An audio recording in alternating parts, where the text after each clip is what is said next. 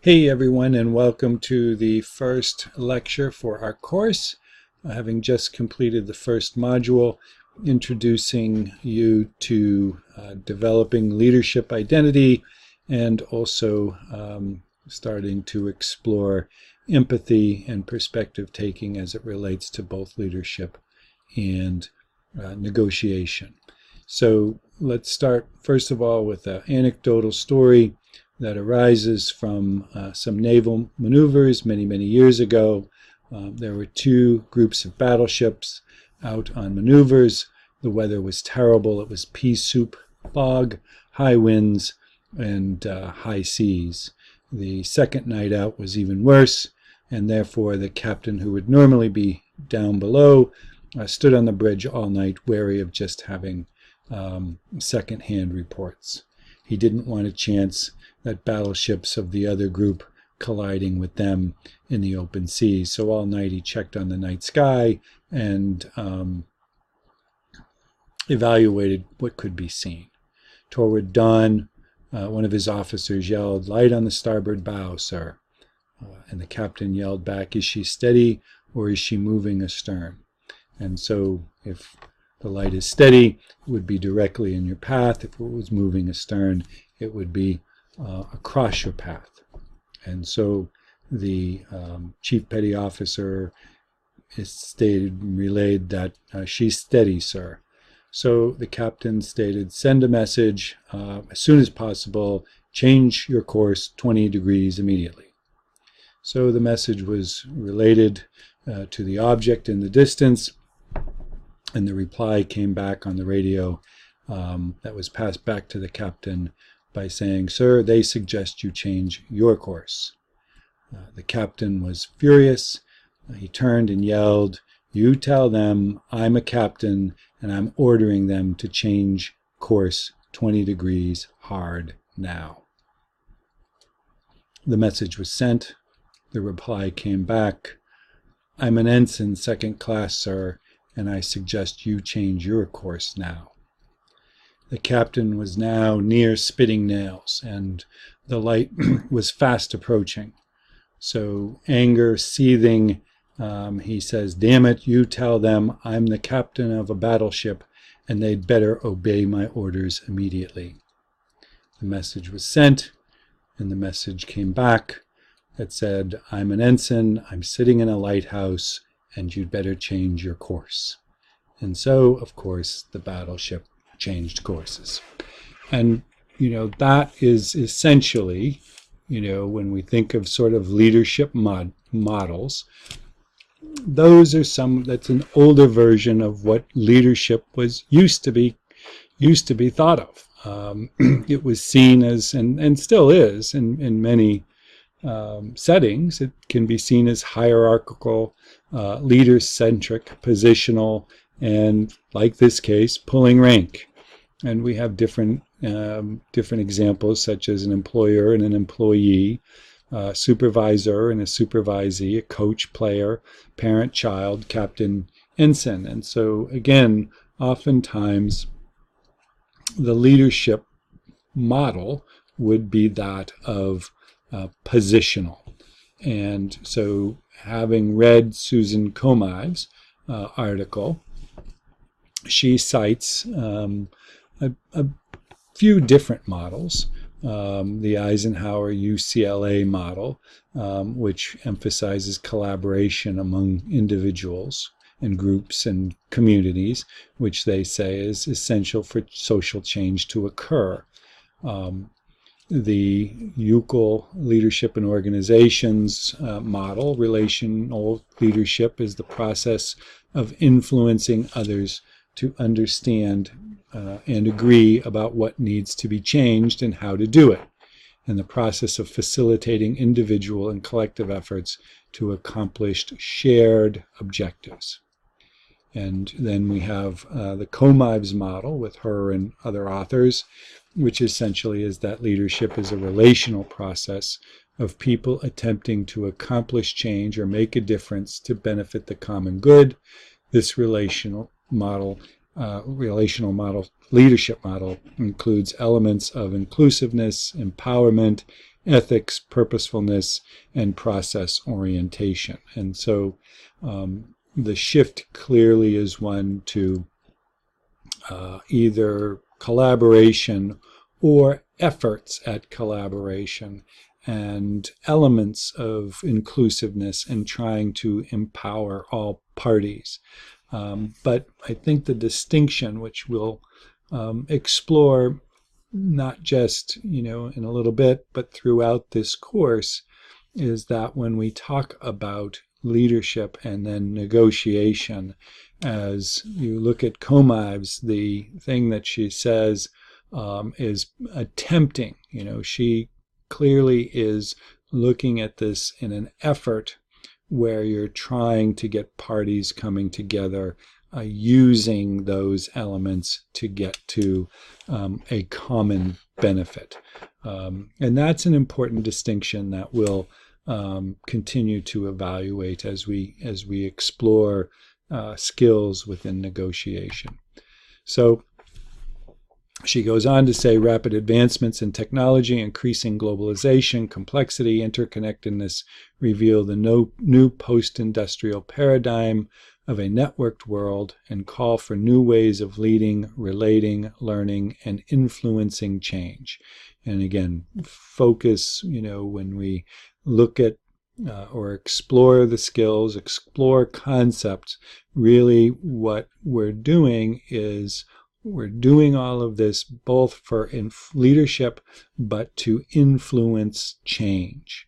And really, when we talk about all these skills associated with influence, it's to create change. Many of these new ways of leading include components of principle-centered leadership, such as collaboration, ethical action, moral purpose, and leaders who transform followers into leaders.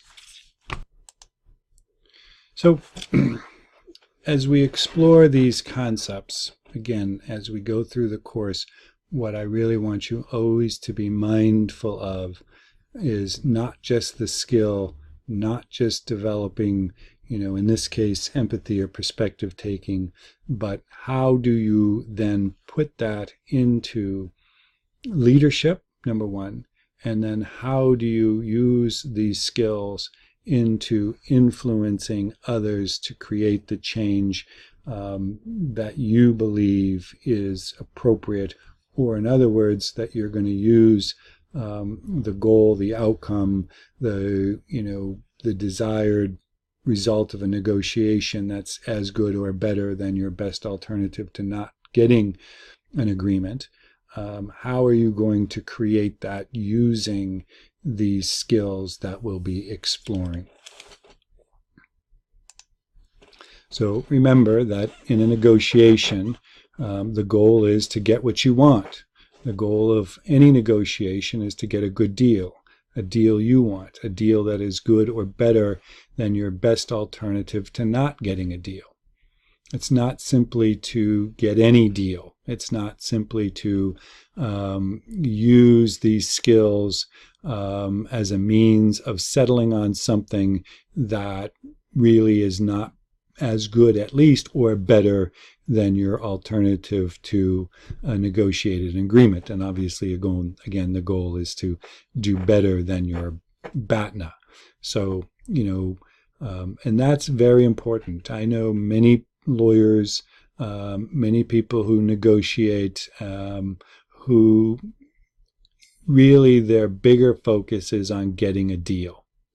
And they're not out to get the best deal. And they're certainly not always concerned about getting a deal that's better than what the situation would be if there was no deal whatsoever. So, I think really when we're talking about the use of negotiation, but as well as incorporating it into leadership, it's using these skills to influence change.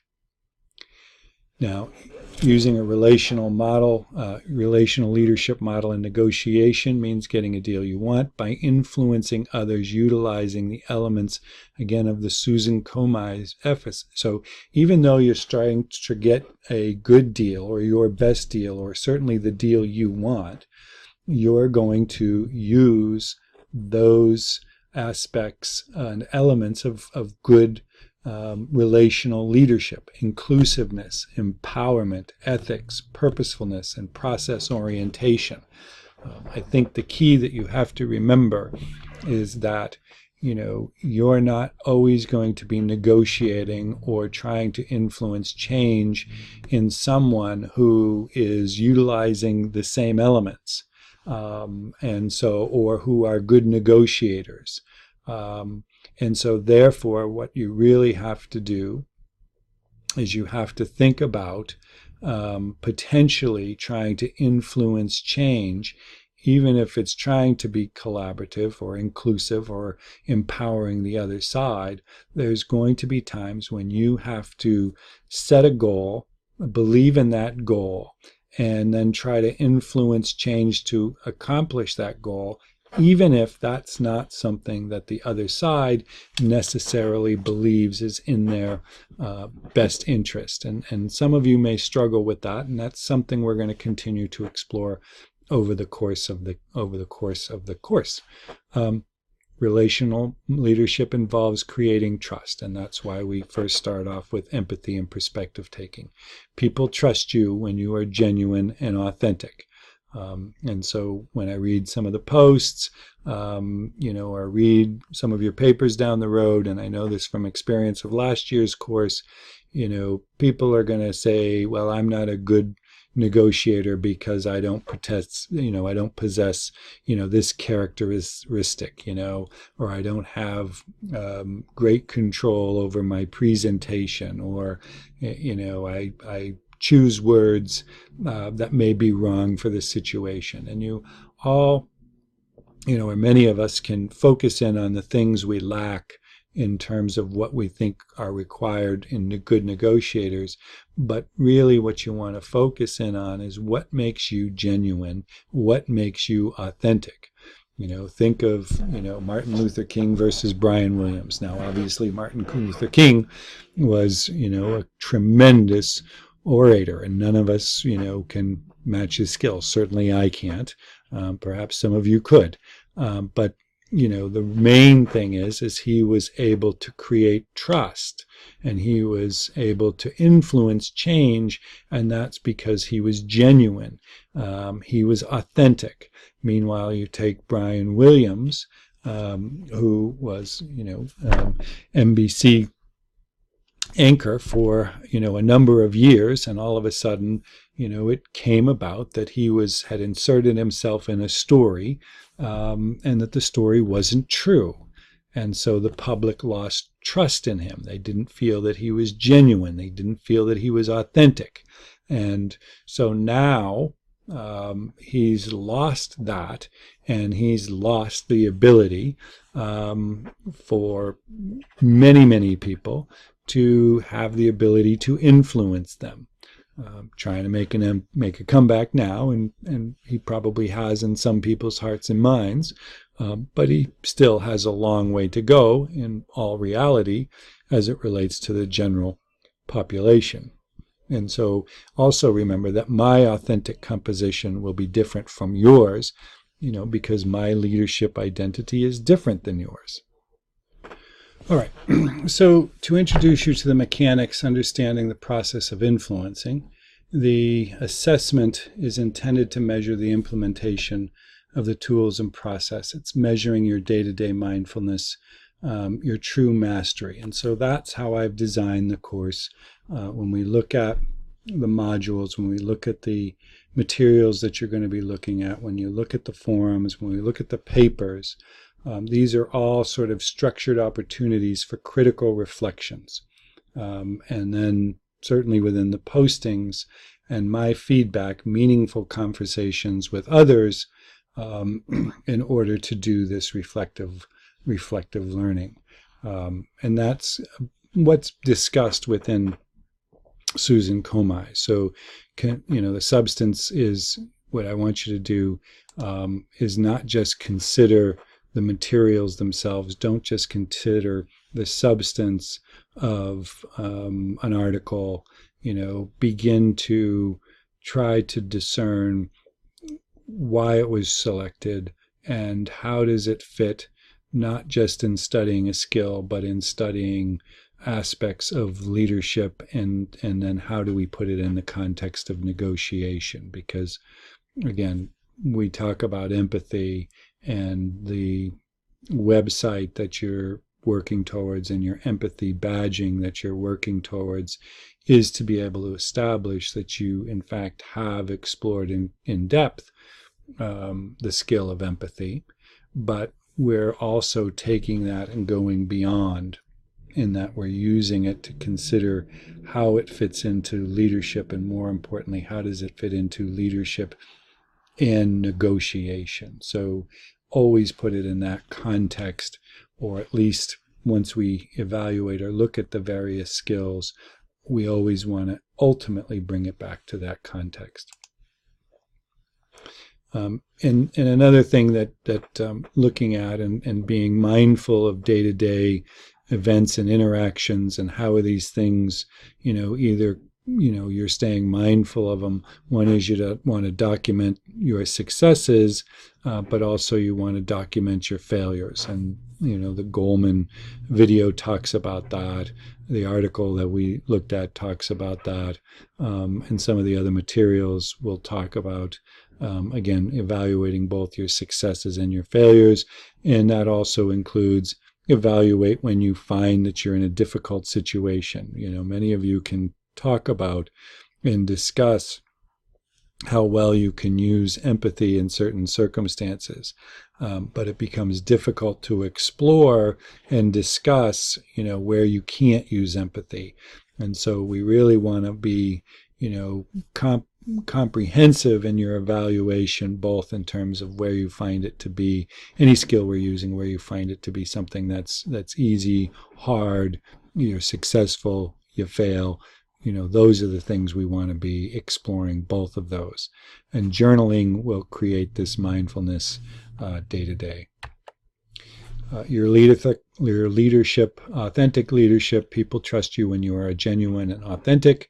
Discovering your authentic leadership requires a commitment to developing yourself. Like musicians and athletes, you must devote yourself to a lifetime of realizing your potential. The journey to authentic leadership begins with understanding the story of your life. And your life story provides the context of your experiences, and through it you can provide the inspiration to make an impact on the world. And as the novelist John Barth wrote, the story of your life is not your life. It's your story. So in other words, it's your personal narrative that matters, and not the mere facts of your life, but the story you're going to tell about those facts. And, we have 8 weeks, so we won't be able to, fully explore all of this.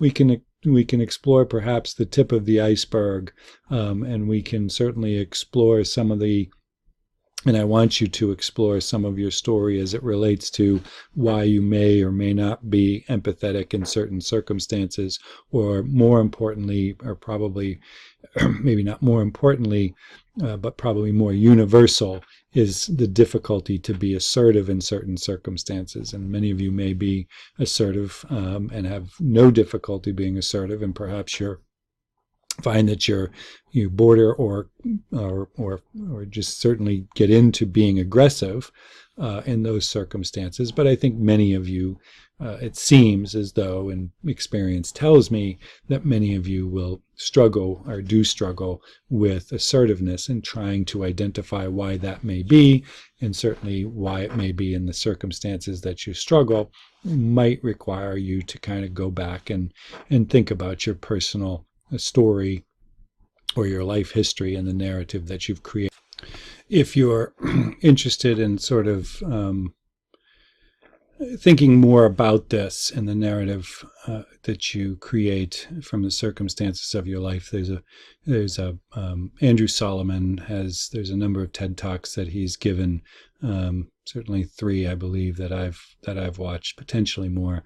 But Andrew Solomon is an author. One of his more recent books is Far from the Tree: Parents, Children, and the Search for Identity.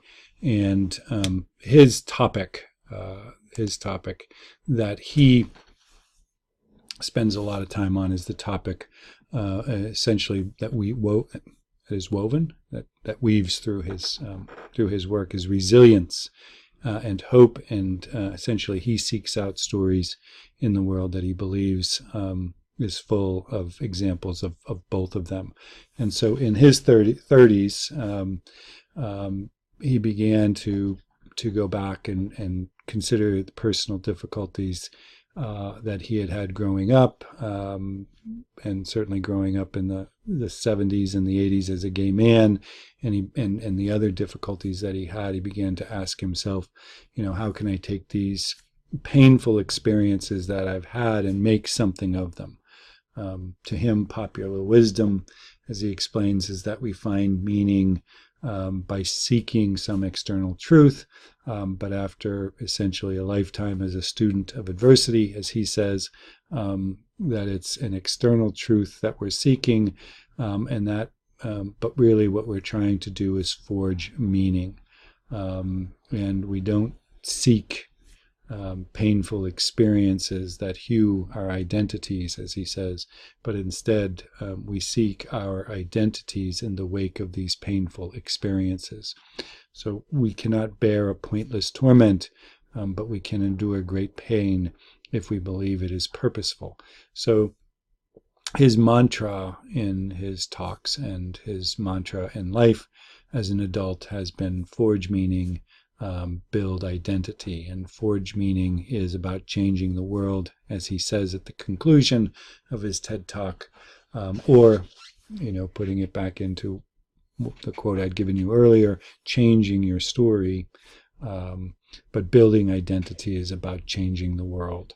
And so really what we want to do is take these experiences that you've had, and even the experiences that you think have negatively impacted your ability perhaps to have some of these skills, and then have you, through considering them and then trying to apply and grow out of these experiences, again, your authenticity, and making sure that you develop a leadership and the ability to influence that is completely authentic for you, as opposed to trying to be something that you're not. Authenticity is the key.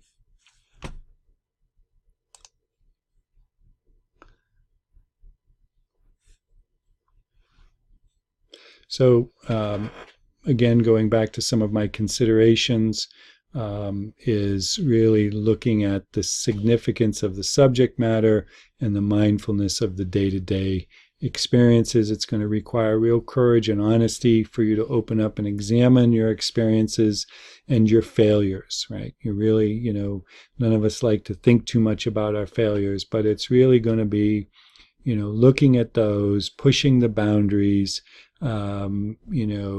digging deeper into your experiences as to how you're going to grow using relational skills.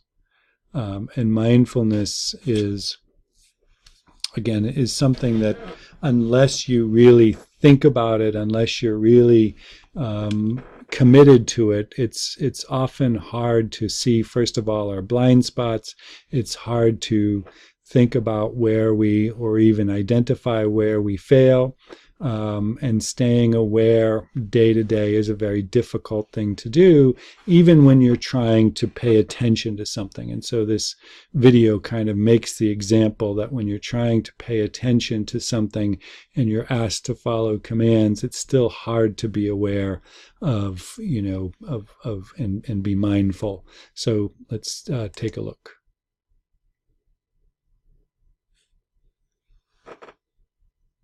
This is an awareness test. How many passes does the team in white make?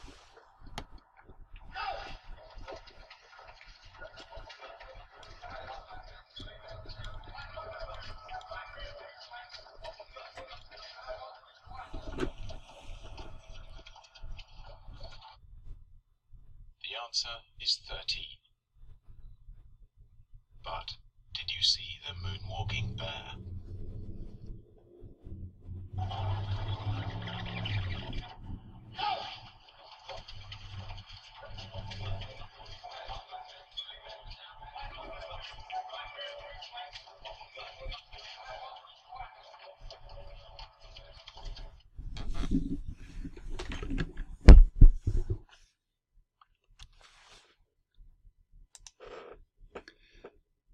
So again, the point of all of this is that unless you're truly committed to being mindful, and even when you are, you're going to miss a lot of opportunities, or at least maybe not a lot, but some opportunities, because we can't be mindful 100% of the time on everything. But journaling, paying attention, trying to think about the context of all of these things as you're going through your day-to-day experiences will allow you to hone the skills that we're going to be working on. So let's wrap up the last two slides, and we'll be exploring especially aspects of these skills in negotiation over the coming modules, but summarizing the relational skills that are needed in leadership and negotiation to identify what the deal is you want, and then influence others to accept your vision, is to be able to see the world as others see it. Requires putting our preconceptions and emotions aside and to see the situation through the eyes of the other side. To be non-judgmental. Judgment pertaining to the other side's situation undermines their experience, prevents us from understanding the emotional experience caused by the situation. To understand another person's feelings requires sufficient emotional intelligence to step outside of ourselves in order to focus in or focus on the other side, to communicate our understanding of that person's feelings back to them, to reframe, and then to empower or empowering the other side to create the capacity to impact the process. And you should be thinking about perspective taking and empathy in two stages. One is in the development of your best alternative to a negotiated agreement. You want to consider all aspects. You want to consider the other person's perspective. You want to consider the other person's or individual's emotion connected to it to try to determine, what's the agreement, what's the goal that you can seek in this particular negotiation or in this particular conflict that would be better than the status quo. And so it's in the evaluation and creation of your BATNA that you're going to be mindful of perspective taking and mindful of trying to be empathetic. It's also going to be the next stage is when you're trying to influence the outcome to get the result that you're wanting. So objectively evaluate your goals, advocate for yourself in a way that is positive and proactive. The purpose of the analysis is to help parties make informed decisions about possible options for resolution or a deal. And then once you kind of do that, you're going to effectively communicate your position, able to explain the rationale and listen to the response. And effectively communicating your position, explaining the rationale is the next stage down the road when we talk about assertiveness. Listening to the response is, again, at this point, one, making sure you've developed the appropriate goal and making sure you haven't missed anything, but it's also listening to the responses, try to determining ways in which you can influence the outcome. And then lastly, win-win. Understand that win-win may not be acceptable to the other side, or they may not see the outcome as a win for them. And so oftentimes we're going to look for a collaborative result where both people feel like, oh, this is great, or oh, this is good and it's good for you too. But there are times when I'm involved in a negotiation where I do my perspective taking, I try to be as empathetic as possible, I create a goal for settlement, and it may not be consistent with what the other side is looking for. But what the other side is looking for may be, may not be when I've considered the whole thing, my best alternative to a negotiated agreement may be no deal versus what they're looking for, right? Whereas if I strive to influence them to take the deal that I'm doing, if I'm right. So let's use a malpractice case, because there's an awful lot of emotion connected with that, right? So if I use a malpractice case, and if I've evaluated the case, taken the perspective, both in terms of the strengths and weaknesses of my case, and I try to determine what's a value, appropriate settlement value, and then we go into a mediation or a negotiation, I either have to, one, strive to get it settled for that amount, or if I can't, or within some reasonable range. If I can't, then the best alternative may be for me to go and try the case before a jury, especially if I feel I've evaluated the case, gotten, a right objective analysis from various experts and and individuals involved in the case, and feel like if I go to trial, I'm going to win. There's risk, so I at least want to try to resolve the case. But if I then I can't resolve it because I think the value that they're looking is too high, if I'm right and I go to trial and I win the case, then they get nothing. And I haven't influenced the situation. Certainly that's potentially a better outcome for my client, and is a better outcome for my client.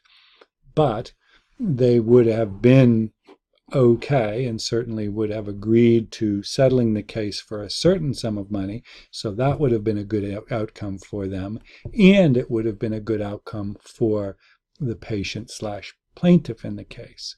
So, you don't have always, good skilled negotiators on the other side, or they may have a value of something, or what they perceive as their BATNA may be completely wrong. So you can't always get to something that is perceived as a win-win. But if you've used those elements of leadership that we talk about earlier when we talked about the Komives article, you are striving to accomplish a goal or an outcome that you've fully evaluated ethically, and tried to empower the other side, included them in the discussion, and included them in the decision-making process, and then you have to try to influence them for that outcome. And again, some of you are very good about getting, and can get to collaborative agreements, but the question is, how well do you use the skills of influence if the other side doesn't necessarily agree with the direction you want to go in? And that's something to be mindful of as we go throughout the remainder of the course. So that's where we are now. First lecture is here concluded. You can always ask me questions via email. Continue the good work, and we'll continue to proceed through the rest of the second module, and then I'll post another lecture. And just so as you know, my tendency is to try to have you guys get through the materials of the module, consider them, and then start to post a lecture so that you've come to your sort of own considerations, judgments, thoughts, and then I can try to influence you in terms of how my takeaways are, what I think is important for each and every one of your considerations. Thanks so much, and we'll see you soon.